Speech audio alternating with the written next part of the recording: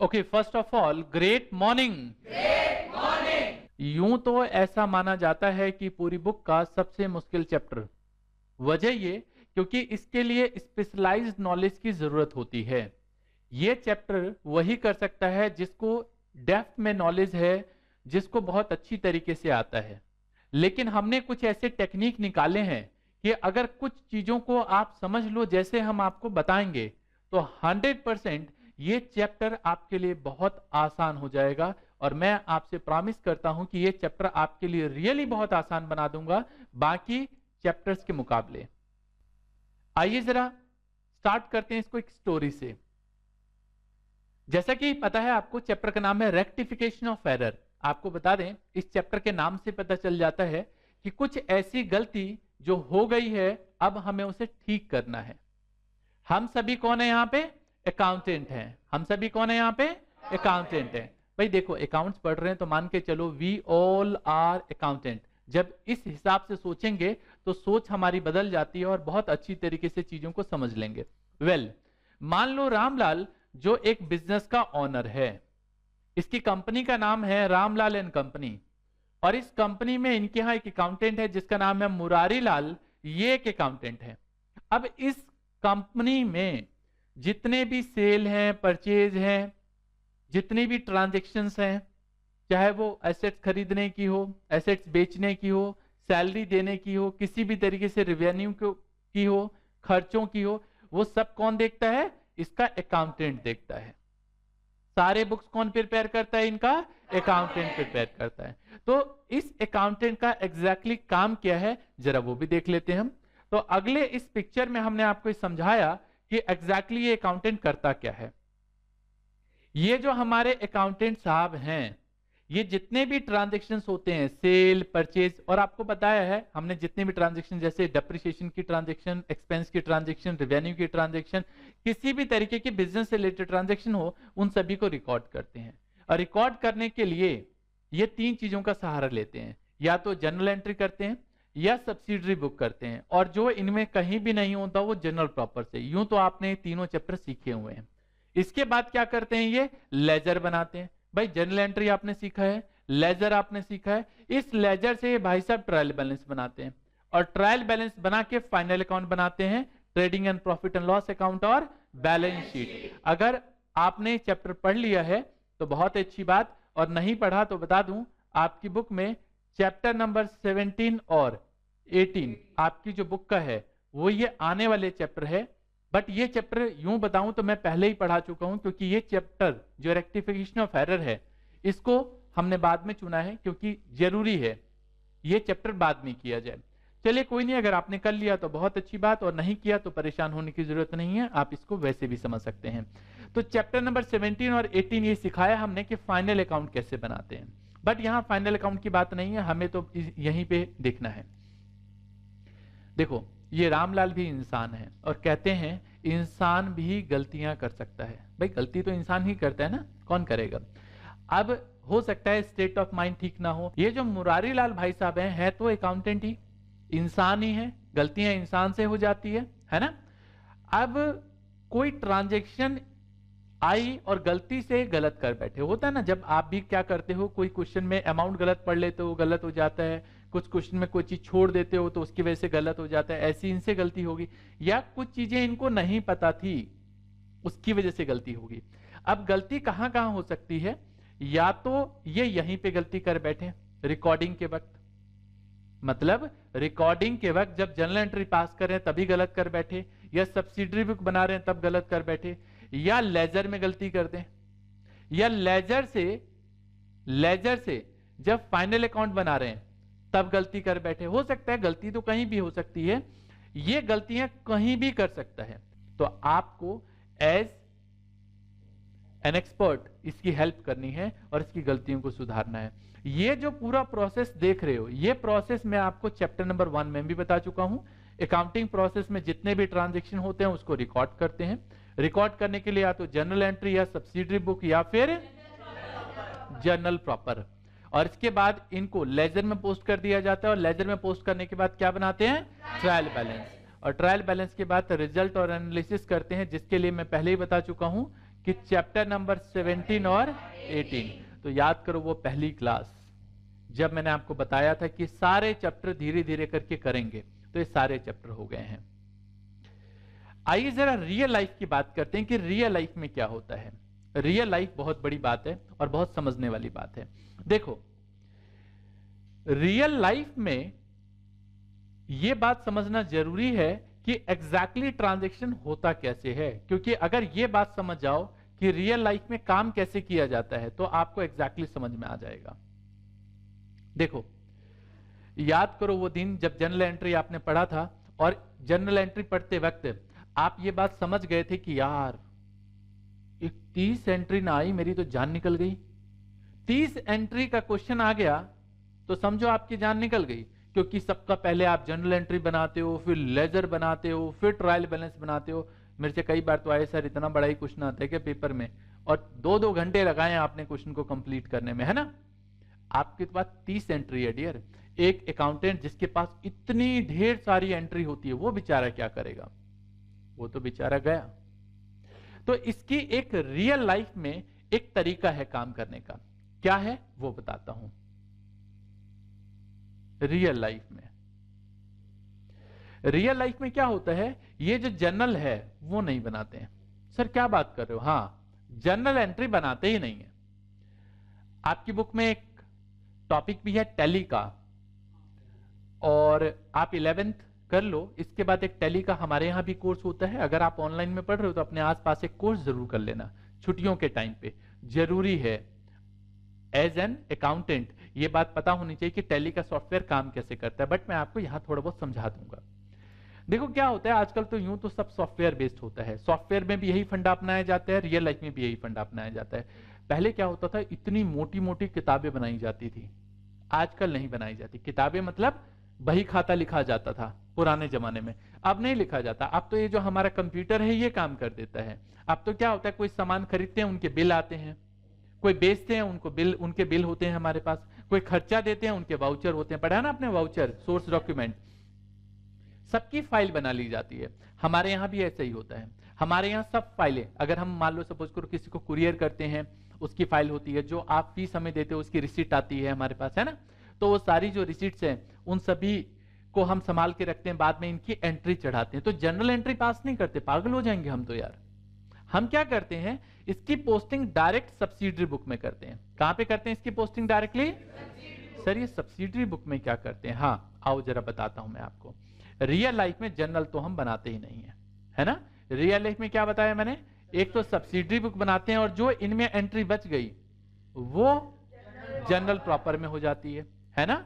जो एंट्री यहां बच गई वो एंट्री कहां पे होती है हमारे पास, जनरल प्रॉपर में। अच्छा क्वेश्चन है डियर। एक क्वेश्चन अराइज हो जाता है, सर ये होता कैसे है। देखो जो सब्सिडरी बुक है, मैंने आपको बताया था सब्सिडरी बुक में हम लोग बनाते हैं cash book, purchase book, sales book, purchase return, sales return, bills receivable और बिल्स पेबल। और यहां पे कुछ भी बच गया तो वो एंट्री होती है जनरल प्रॉपर में। जनरल तो बनाते ही नहीं है, क्योंकि देखो सब्सिडरी बुक अगर आपने किया है तो आपको बताया है सब्सिडरी बुक से भी लेजर पोस्टिंग होती है, जानते हो बात, ठीक है ना। तो जनरल बनाने की बजाय सब्सिडरी बुक रियल लाइफ में बना लिया जाता है, और जो एंट्री इनमें नहीं होती वो जनरल प्रॉपर में भी। सब्सिडरी बुक में बकायदा हमने बताया है आपको, और उससे हम ट्रायल बैलेंस बना लेते हैं लेजर बनाने के बाद। तो रियल लाइफ में जनरल एंट्री नहीं करते हम, सब्सिडरी बुक और जनरल प्रॉपर की हेल्प से क्या बना लेते हैं, लेजर बना लेते हैं। बस इन्हीं तरीके से, और कोई तरीका नहीं। क्लियर है जी? Hello, good. ये बात आपको समझ में आ गई होगी उम्मीद करता हूं यहां तक। डियर ये इतनी डेप्थ की बात क्यों बता रहा हूं मैं आपको, डेप्थ की बात इसलिए बता रहा हूं कि जैसा ये नाम है कि बहुत टिपिकल चैप्टर है, बिल्कुल है भी ये टिपिकल चैप्टर, लेकिन अगर इसको डेप्थ में समझोगे, जब आपको इसकी जड़ पता चल जाएगी कि एग्जैक्टली क्या है क्या ये, तो ये चैप्टर आपके लिए बहुत ही आसान बन जाएगा। ये मेरा प्रॉमिस है आपसे। देखो अब बात ये है कि भाई गलती कहां हो सकती है। हाँ ये भी अच्छा क्वेश्चन है, भाई गलती कहां हो सकती है। देखो आपको पता है डियर कि एक बीच में हमने यहां पे रखा जिसका नाम है ट्रायल बैलेंस। क्या नाम है यहां पे? Trial balance. तो हो सकता है कि गलती या तो ट्रायल बैलेंस बनाने से पहले ही मिल जाए, अगर गलती ट्रायल बैलेंस बनाने से पहले मिल जाती है तो उस गलती को ठीक कर लिया जाता है और उसके बाद ट्रायल बैलेंस बना लिया जाता है। आपने भी तो ट्रायल बैलेंस बनाया है, कभी कभी ट्रायल बैलेंस आपका मैच नहीं होता था तो क्या करते थे, देखते थे अरे यार क्या गलती हुई, और वो गलती आप ढूंढ ले, अगर ढूंढ लिया आपने सब सब पूरी पूरी जनरल एंट्री आप दोबारा चेक करते थे, टोटल चेक करते थे, अबे सही तो किया है नहीं किया, लगता था अच्छा ये गलती हो गई है, उस गलती को करेक्ट करके आप अपना ट्रायल बैलेंस ठीक कर लेते थे। ऐसे ही होता था। रियल लाइफ में रूल है गलतियों को नहीं काटा जाता। क्या बात करो सर, हाँ गलती अगर हो गई तो आप क्या करते हो, अगर गलती हो गई, अगर मान लो कोई मिस्टेक हो गई आपसे, कोई मिस्टेक है आपसे, तो आप मिस्टेक को क्या करते थे, देखो जो भी मिस्टेक है रियल लाइफ में जो आप लोग करते हैं मैं उसकी बात कर रहा हूं। हाँ अगर आपने लिखा तो आप काट देते थे, लेकिन आपको बता दूं अकाउंट्स में ऐसा नहीं किया जाता। अगर कोई एंट्री गलत हो गई तो हो गई, फिर उसको ठीक नहीं किया जाता। इसके लिए मैं हमेशा कहानी सुनाता हूं कि अकबर बीरबल से कहता है कि भाई एक लाइन खींच दी मैंने, आपको बिना छेड़े इस लाइन को बड़ा करना है। उसने कहा ये क्या बात हुई, लो अभी करके दिखाता हूं मैं। उस भाई साहब ने ठीक इसके पैरेलल में एक दूसरी लाइन खींच दी, हो गया। मेरी बात समझ रहे हो? यही काम यहां पे भी करना है। कहने का मतलब यह है कि अगर कोई गलती हो गई तो उसे काटा नहीं जाता, उसको रेक्टिफाई किया जाता है, उसको ठीक किया जाता है। आपकी तरह पेन से काट नहीं दिया जाता, समझे? तो ये सारी जो चीजें हैं ये सब ध्यान रखी जाती है। तो या तो गलती ट्रायल बैलेंस से पहले ही मिल जाए, करेक्ट करके ट्रायल बैलेंस बना लिया जाता है, या गलती ट्रायल बैलेंस के बाद मिलती है।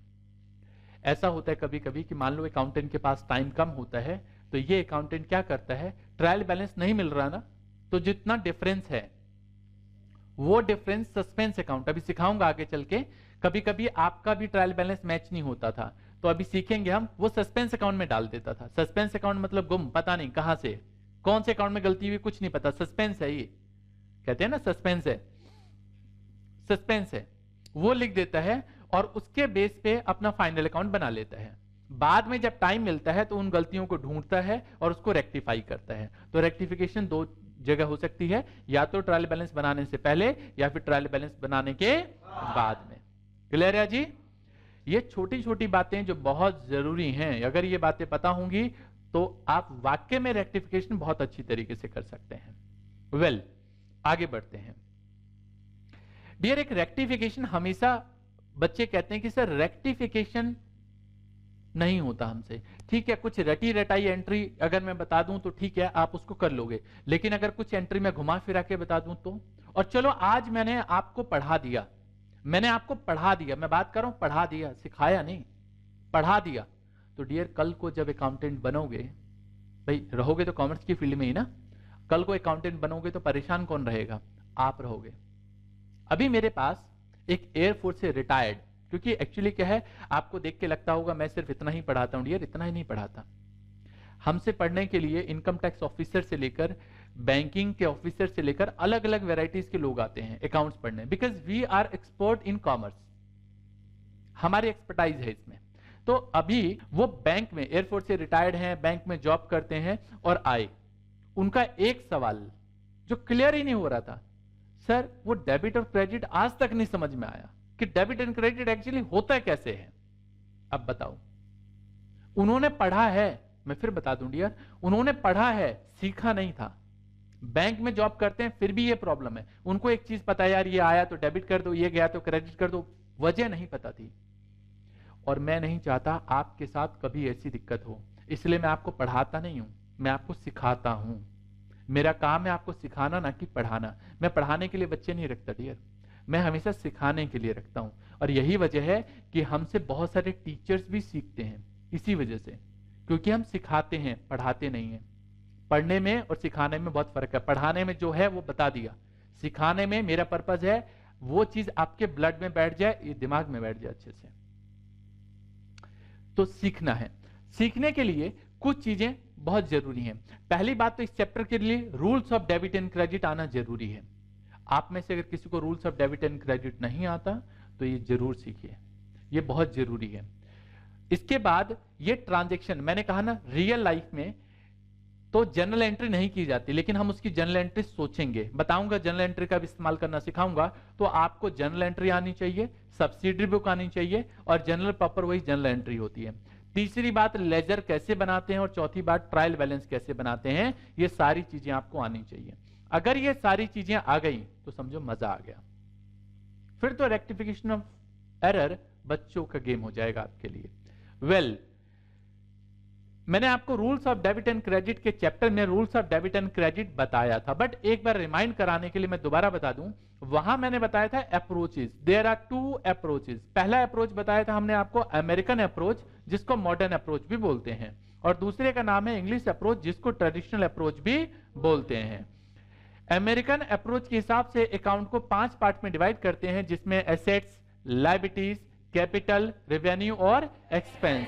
जबकि इंग्लिश अप्रोच के हिसाब से जो पुराना अप्रोच चलता आ रहा है, पुराने टाइम के लोग अभी भी यही, और जो अभी बैंक के जो रिटायर्ड, मतलब मैंने बताया था ना, एयरफोर्स से रिटायर्ड पर्सन जो अब बैंक में जॉब कर रहे हैं, वो जब मेरे पास आए तो उनको ये वाला रूल पता था, debit the receiver, credit the giver, debit what comes in, credit what goes out, debit all losses and expenses, credit all gains and income.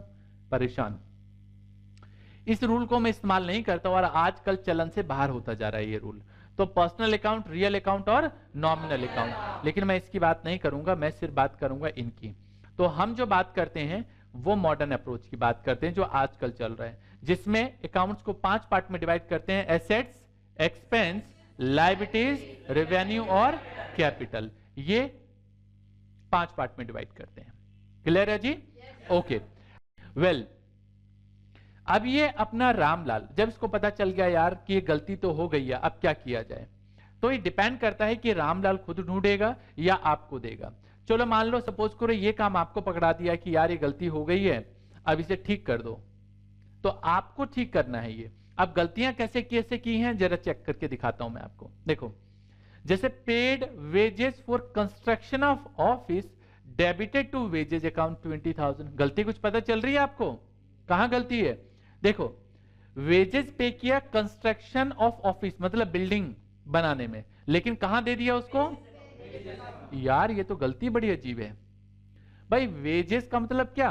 जो आपने अपने बिजनेस में काम करवाया और उस काम के बदले पैसे दिए। तो रामलाल को इतनी नॉलेज नहीं थी, क्योंकि इसने विजय आदर्श से क्लासेस नहीं ली थी। अगर विजय आदर्श से क्लासेस ली होती तो ये ब्लंडर मिस्टेक कभी नहीं करता रामलाल।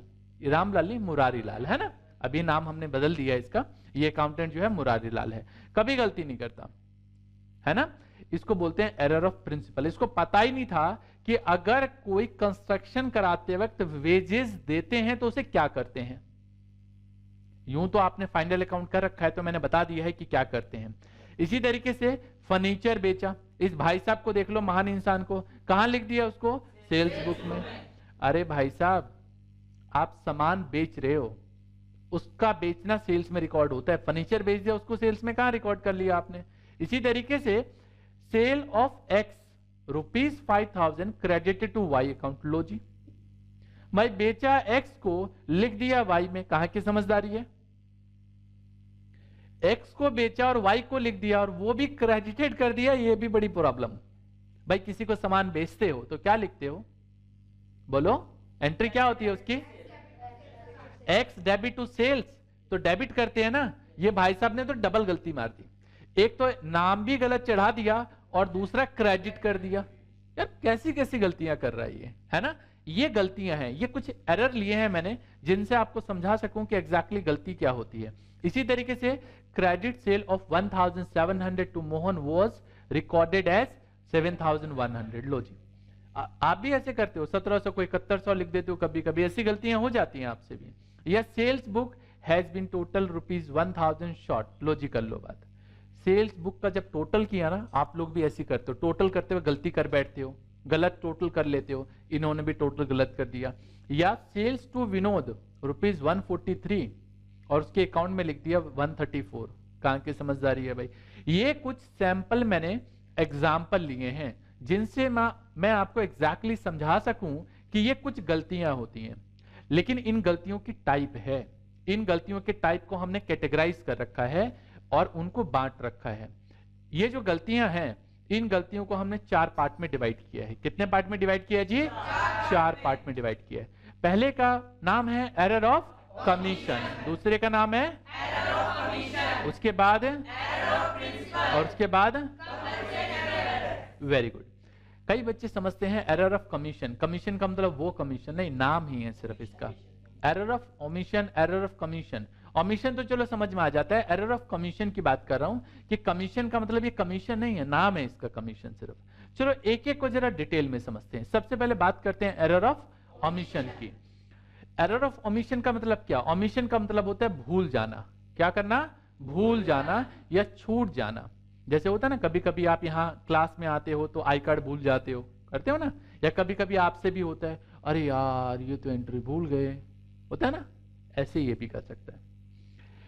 इसका मतलब है क्या क्या हो सकता है? Omitting an entry completely from the subsidiary book. लो जी कर लो बात, एक पूरी की पूरी एंट्री भूल गए।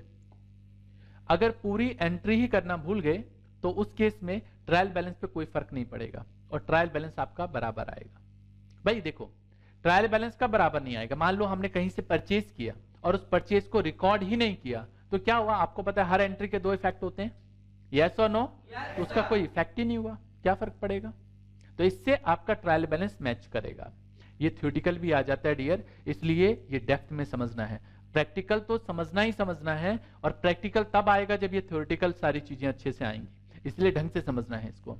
अगला है हमारे पास omitting to post the ledger account from the subsidiary book. मैंने बताया ना, रियल लाइफ में सब्सिडरी बुक ही बनाते हैं, तो सब्सिडरी बुक से लेजर में पोस्टिंग नहीं करते। मान लो सपोज करो कि परचेज सेल्स तो बड़े बड़े आइटम में हो जाता है। मान लो एक विजय लाल था,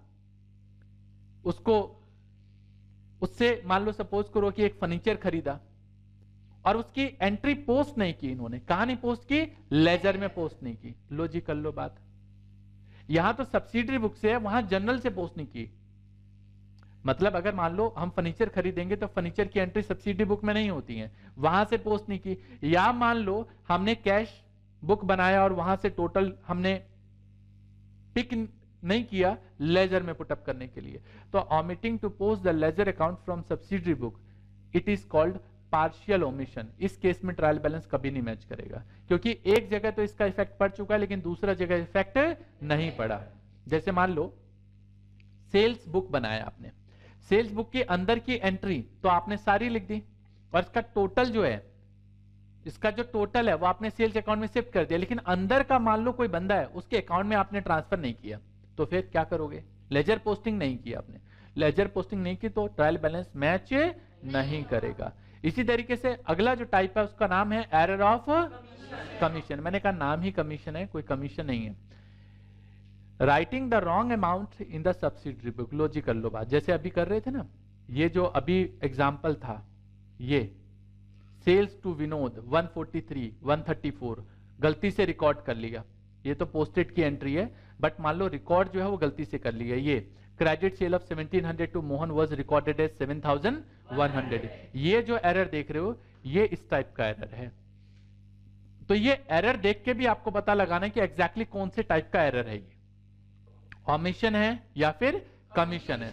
कमीशन के केस में अमाउंट ही गलत शिफ्ट कर देते हैं, या फिर posting an amount in wrong account but in the correct side.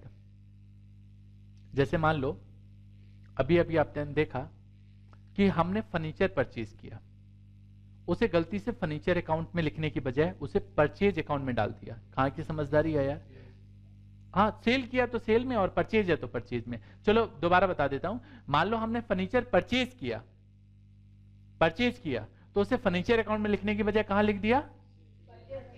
Purchase book में। क्लियर है?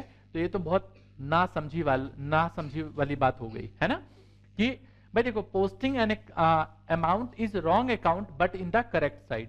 भाई देखो अकाउंट गलत हो गया ना, लिखना था फर्नीचर में, लिख दिया परचेज में। आपको पता है फर्नीचर खरीदते हो तो furniture account debit to cash, और अगर वहां पे सामान खरीदोगे तो लिखोगे purchase account debit to cash, है ना। तो गलत क्या हो गया? अकाउंट हो गया गलत। डेबिट तो फर्नीचर भी है और डेबिट तो परचेज भी है। इसी तरीके से रॉन्ग कास्टिंग का मतलब टोटल गलत कर देना सब्सिडरी बुक का, या फिर posting the wrong amount in the ledger. अगर रॉन्ग अमाउंट ही लेजर में, point to be noted, subsidiary book से लेजर में पोस्ट करते वक्त गलती हो जाए, ये जो एरर है, ये पोस्टिंग का एरर है, जबकि ये एरर रिकॉर्डिंग का है। दोनों में फर्क होता है। देखो, रिकॉर्डिंग का मतलब है जब आपने उस एंट्री को पढ़ा तो उसकी जनरल एंट्री करते वक्त या लेजर में लिखते वक्त गलत कर देना, ये रिकॉर्डिंग होता है। लेकिन उस सब्सिडरी बुक से इसको लेजर में शिफ्ट करना पोस्टिंग कहलाता है। दोनों में फर्क समझ में आया? रिकॉर्डिंग का मतलब जब आपने उसकी एंट्री पढ़ी तो उसको सबसे पहले कहां रिकॉर्ड करोगे, उसको बोलते हैं रिकॉर्डिंग। वहां से शिफ्ट करके कहां लेके जाओगे, this is called posting. Clear है जी?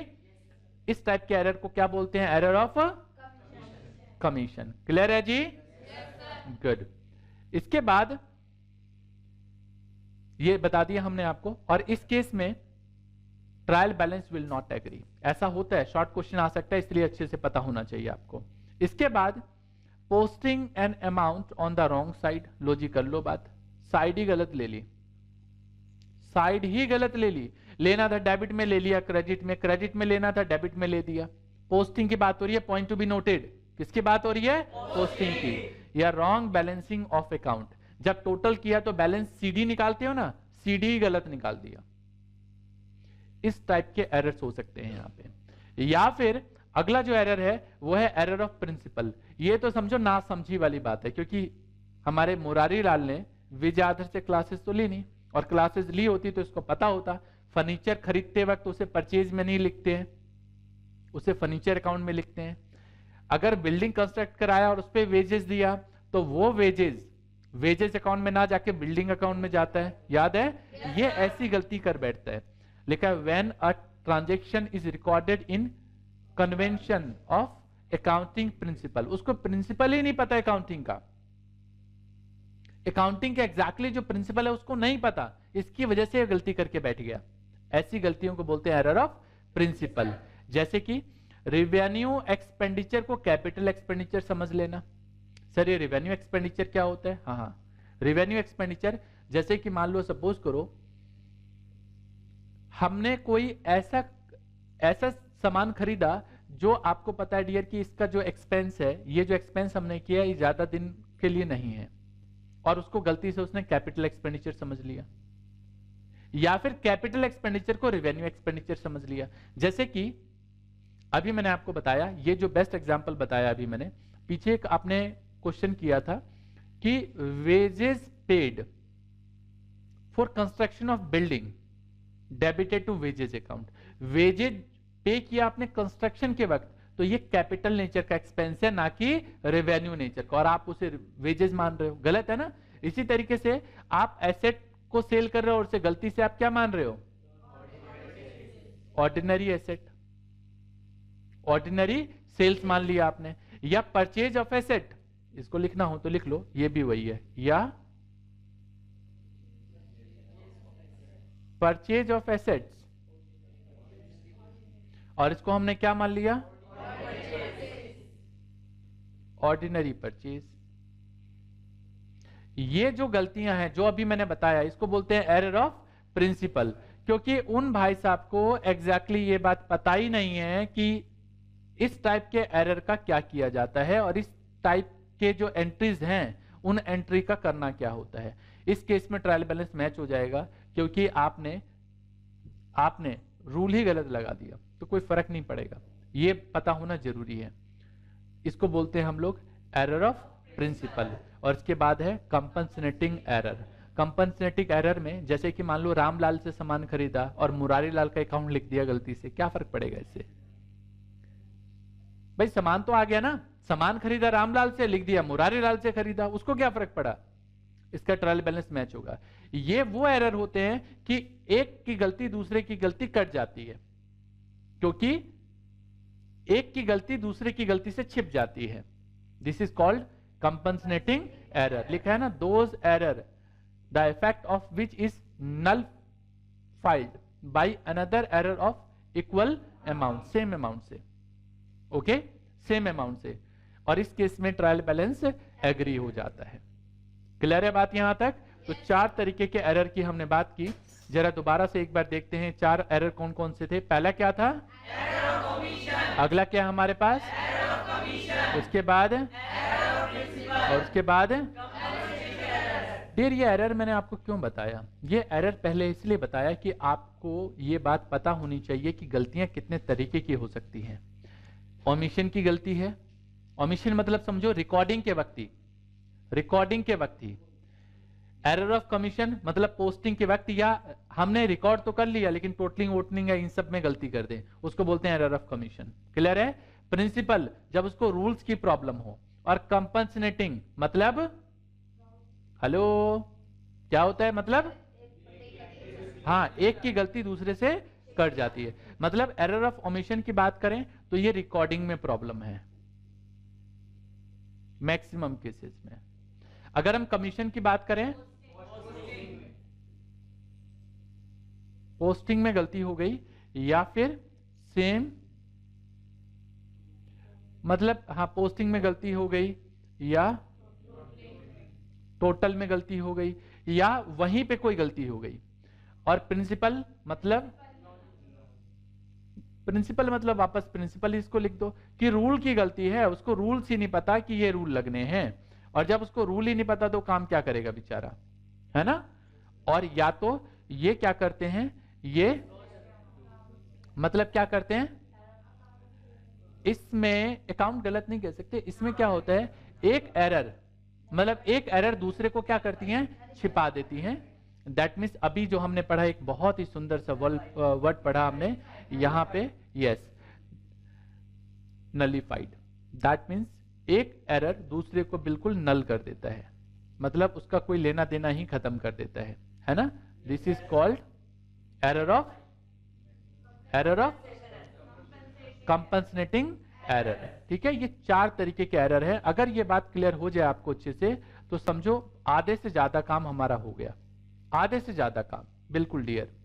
ये जो मैंने अभी बताया आपको कि एरर को रेक्टिफाई कैसे करते हैं, तो मैंने कहा कि या तो ट्रायल बैलेंस बनाने से पहले या ट्रायल बैलेंस बनाने के बाद। अगर ट्रायल बैलेंस बनाने से पहले एरर मिल गया तो उस एरर को ठीक कर दिया जाता है। या ट्रायल बैलेंस पता चल गया भाई कि 2 बातें हो सकती हैं जब बनाएंगे, तो या तो एग्री होगा या डिसएग्री होगा। देखो एग्री होगा तो उसको ठीक कर दे, मतलब एग्री होगा तो भी ऐसा हो सकता है कि उस केस में गलती हो सकता है ऐसा। मैंने बोला ना जो एरर ऑफ कंपनसेटिंग, उसकी वजह से। तो इन सभी केसेस में अगर ट्रायल बैलेंस बनाने से पहले ही मिल गया उस एरर को ठीक कर देते हैं, और ट्रायल बैलेंस बनाने के बाद मिला उसको भी ठीक करते हैं। इसको ठीक करने के लिए एक तरीका होता है, वो बाद में डिस्कस करेंगे, बट अभी के लिए इतना ही जो अभी आपने समझा है। तो अभी के लिए मैं चाहता हूं इतना ही, यहीं पे हम विराम देंगे आज की क्लास को। बट नेक्स्ट क्लास में एग्जैक्टली क्वेश्चन पे कैसे काम करना है वो रूल आपको सिखाऊंगा, जो सीक्रेट रूल है। अगर वो रूल सीख गए आप कि एग्जैक्टली, मैं राइट रॉन्ग करके नहीं सिखाता डियर कभी भी एंट्रीज, मैं हमेशा सिखाने के लिए उसके बेसिक्स में जाता हूं। तो अगर आपको बेसिक्स पता चल गया तो समझो मजा आ गया। तो जरा होम फन में क्या करना है, आपने जितने भी कॉन्सेप्ट्स आज पढ़ाए हैं, बस आपका काम है उन कॉन्सेप्ट्स को अच्छे से याद करके आना, और कोई काम नहीं है। क्लियर है जी? तो चलिए कंटिन्यू करेंगे नेक्स्ट में, तब तक के लिए all the best, take care, Jai Hind, जय भारत।